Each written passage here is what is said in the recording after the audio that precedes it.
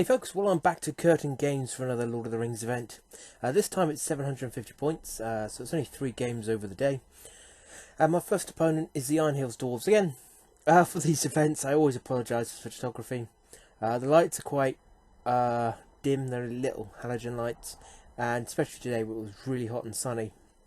The 2 small windows, the light just glows through them, giving this harsh contrast and shadowing right across everything. So I'm doing the best I can here. So this is my first opponent. Ben is excuse me, great chap and enjoyable to play.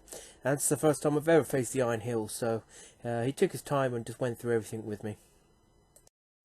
So my opponent's force, he has a captain on the chariot, and then half a dozen or so mounted Iron Hills dwarves. They don't have a shield, but they do have a war spear. And the goats are pretty handy. I mean, they're only movement 8, but on a 5+ they knock you over prior to the combat. So that's quite brutal. It's a savage little list here. And in the centre, he's got Dane and some Iron Hills dwarves on foot, full of shield wall and all of that. So I think these guys defense 8 most of the time, as long as they're in base contact with everyone. And you see the little marker there. This is the mission where there's 5 objectives, centre of the table. There's a line of 3, and then there's 2 opposite, and each plays halves. And we can set up, I think it's up to half onto the table, and we'll go from there. The army I'll be using is my Last Alliance elves and men. So in my army I have Elendil mounted, then a bunch of Númenóreans, including a banner with spears as well. And I have Gil-gilad, who's on the left hand side there in the trees, along with elves with bows, another banner, and a couple of spearmen. Gil-gilad for this is my general. I've done this so Elendil, who's pretty good at getting into a fight on his horse and also getting himself killed, is not my general for this. So the objectives, as you can see, there's one down here by me. We'll put other markers on it once they're captured. There's one under Dane's troop. There's one over to the left hand side behind my elves. There's one up by that red tape there, and there's one in that little wall building that the goats are about to run to. So everyone just moves up, as you can see. I'm basically going to fall back to the tree line. I've got 6 elven bows. I'm going to try and make them count while I've got the reroll misses. The bolt thrower on the chariot is pretty good. It's D6 strength 4 shots. Hitting on 4s, not having modifiers for moving. The only downside to it is locked in a 45-degree arc. I have to say, the thing with the ruddy Hobbit book, there seems to be pages of rules for everything, and this chariot I think comes with like 3 or 4 pages of rules. I don't know if it actually needed that much rules, why they couldn't make it simpler, but I don't know. Even Dane himself seems to have special rules, from headbutts and leadership things and God knows what else. But yeah, okay. But the Hobbit book seems to do this a lot. The original army lists from the original Lord of the Rings set seem a lot more, I don't know, easier to follow, I suppose. And incredibly, my high elf bows there with Gil-gilad telling them to shoot Arda. Actually gets a wound through the guy that's protecting Dane, and puts a wound on Dane's pig. Just unfortunately, Dane's pig has 2 wounds. Again, the Hobbit version. Why the cavalry have got 2 wounds, I'm not entirely sure. I believe Azog's warg has got 2 wounds, and this guy's got 2 wounds. But it just seems to be the way of the Hobbit book. And so things are looking. As you see, his goats have captured the objectives that he's on his side of his table. So I think he's on 1, 2, 3 objectives now, and I have captured 2. There's one behind the forest where Elendil was just at, and there's one in the opening, which I'm very quickly going to lose to the chariot. Once you capture the objective, they're yours.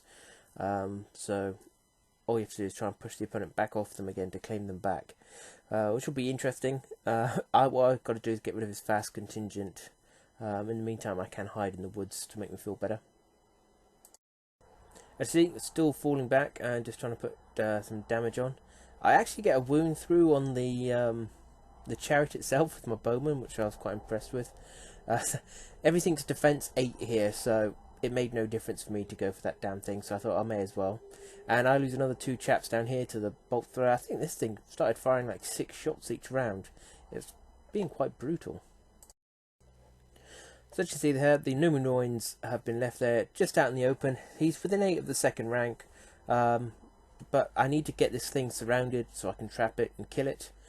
This was my plan. Unfortunately, actually, when I go for the trap, my opponent does kindly tell me you cannot trap a chariot, apparently. So this damn thing can't even be trapped, and it's ridiculous with its defense 8 things and defense 6 crew, defense 8 captain on it.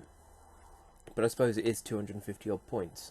On the top end of the table there, Lendil has actually decided to lead the elves because we're going to hide in the woods, try and draw in the goats, and even Dane. My money's on Lendil to beat up Dane, so I'll go with that. Some more shooting coming through, and managed to take out another elf. I don't do anything back.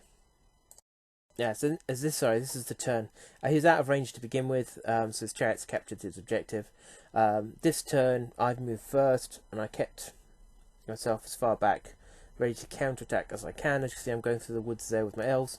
Dane actually decides to call my bluff and charge him with himself. I don't mind this too much. If I can form a shield around the elves to protect Dane from any support, and then just go hell for leather with Elendil, I'll try and take it. Down the bottom, yeah, I'm just hoping to get this chariot in. As I say, I'm still waiting to surround the damn thing to take it out. At the top there, Dane comes in, kills off 2 elves, and then did a heroic combat and kills off another elf. So yeah, in the next turn, get the initiative. He calls for a heroic move. I try and counter it. I was thinking about this as a waste because my plan was here to engage anyway. And he won the roll off. So the chariot comes in and does 6 casualties to my Numenorians. That was just brutal. But I do get my counterattack on. Gil-gilad's now on him. And as you can see, I was going to completely surround him. But then I was told that I cannot surround the damn thing anyway, so I left it so all my guys are behind the 45 degrees, so at least he won't be able to move into me next turn, and gives me some a chance if I don't kill the damn thing. At the top, my plan was, as you can see, I went in with Elendil, and then I moved my elves up to a position where they just block anyone getting to help to him, which was what I needed to happen. So after the combats at the top, I lost a couple of elves there. None of the fights were going to go my way. Elendil did beat Dane and killed off his pig, and I think I put a wound on Dane as well, but he passed his fate. Down the bottom, on the other hand, I actually managed to beat the chariot and killed it in combat in that one round, mainly thanks to having Numenorians and getting rid of all the crew with most of my Numenorians, and then managed to get a wound on the captain, and then Gil-gilad with his +1 to wound actually managed to kill him off using some might, but since he's got some blood and glory, he'll get that might back, so it wasn't a big loss for me. So following the first turn of the game, where pretty much my opponent got the priority all the time, I actually reversed now, and I was starting to get priority.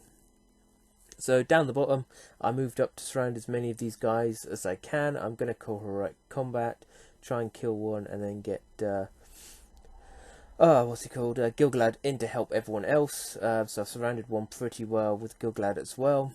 My opponent's also trudged 2 dwarves over there to grab that other objective. Hopefully I can mop up this bottom end and get to the top end to help out Elendil, who is running out of elves to protect him. As you see, I'm desperate to hold back the line of dwarves, so I've just put a line out of elves. I've tried to pin as many in place as I can. I've even used Elendil to pin 2 of the riders in, and then use my banner bearer to pin Dane in. Because I get my free heroic anyway, I'm going to try and slice up a couple of these goat riders and then hammer into Dane. If he wants to spend the might to do it, that's fine. It's not going to cost me any might, and he'll only go for me anyway. And he'll probably want the strike to beat me in combat. So it was a bit of a good news, bad news. I lost a couple of guys down the bottom there to fight, so I didn't think I was going to lose. But I did manage to kill off a couple of the goats. There's only one remaining now. It's ideal. At the top of the board, yes, Elendil did exactly what I wanted him to do. He killed off the 2, and then charged into Dane, and then lost the combat with Dane, even with the ruddy banner there, re-rolling. I just rolled, I think, like 2s and 3s. So even with the might I had left, I couldn't beat him. So he then killed off my horse, but didn't do any damage to me. Now with the centre nearly mopped up, I can start spreading my troops around and start heading to the top to help out, and start sending some elves off to try and capture the other side before I get broken. I think it was this round that I was actually started broken, but it didn't matter. I've got 2 legendaries, so I ultimately passed my first test, and both these guys have got the big steadfast, so I kept all my troops in the fight, and again I surrounded off this last chap down the bottom here, finish him off, and then Gil-gilad, with the help of the Númenóreans, can head north and hopefully save Elendil before he is trounced by absolutely everything that's charging into him. He's got a few elves trying to protect him. I have 1 shield elf that's permanently bashing against the goats that are coming in, just driving them back so I can contest what I need. And on the other side of the table you can see, just out of picture there's an elf heading off to try and get the other objective. So it's just the overview. As you see, I mopped up that chap down the bottom, and the contingent is on the way to the top. I have an elf running over. I'm just hoping on his high courage that he'll get there in time. I've got another elf in the centre that's capturing that other one, and I say I've got 2 Númenóreans and an elf, 1 elf going through the wood to round up these other 2 dwarves that are holding this other objective. And at the top, you see, I'm just driving back, pushing the goats back, and trying to get to his objective just to cancel it out. So in the final turn, I managed to get my guys all stayed. The elf that was running off to the other objective managed to grab that objective, so that gave me 3 objectives. At the top, I managed to bash my way to neutralise his objective. I mean, I think this game just went 1 turn too long. While my elves and Númenóreans managed to grab the objective and neutralise it on the left-hand side. So in the end, I ended up with 3 objectives for 6 points and broke my opponent for 7. My opponent broke me. That was it. Yeah, so he got the 1. Really good game. I appreciate playing Ben. Not only was he fun to play, but his army looked really good. I'm sorry these pictures don't show it very well, and I think he might have won the best painted. It was well deserved. They're nicely painted and themed as well, and he's got a little moving board which has a white board underneath, which is such a great idea. If you can just look at that top left hand side, you can just see the bottom of the whiteboard there, to which he used to mark down like Dane's wounds and fate and stuff like that, which is pretty good.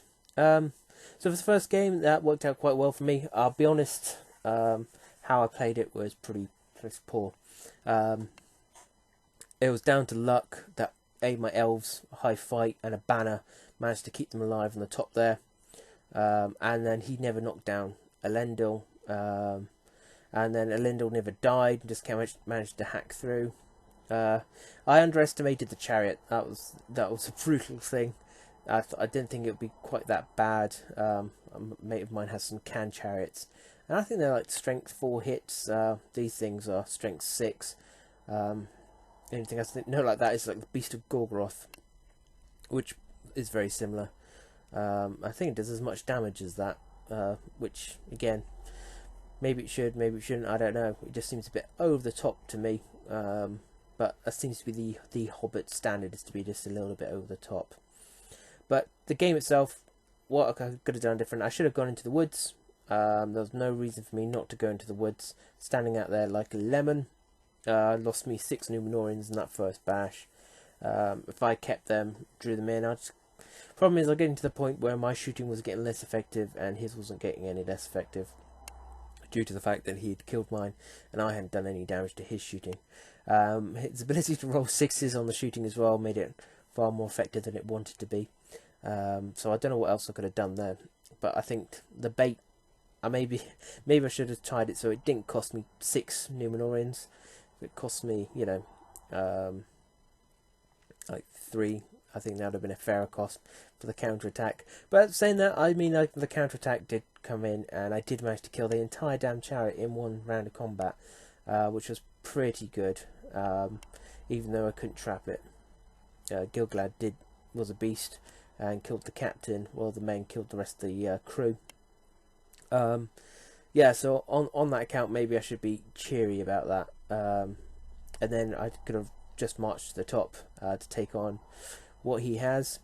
I don't know what else I could have done. I think Elendil, I kept him safe and I guarded him well. I was happy with how I deployed my elves, but I should have measured that first charge from Dane. That should never have been.